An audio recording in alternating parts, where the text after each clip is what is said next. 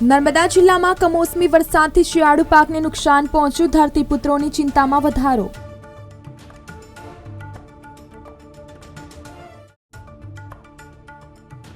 જૂનાગઢ યાર્ડમાં જનસેની આવક, યાર્ડમાં તુવેરના ભાવમાં ઉછાળો, મનના રૂપિયા 2015 બોલાયા।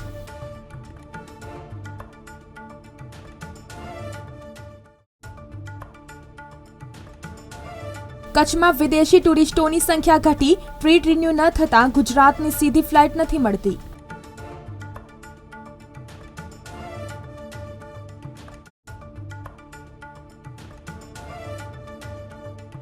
પાકિસ્તાન બોર્ડરે જામશે આકાશી યુદ્ધ, નડાબેટમાં ઉજવાશે આંતરરાષ્ટ્રીય કાઇટ ફેસ્ટિવલ।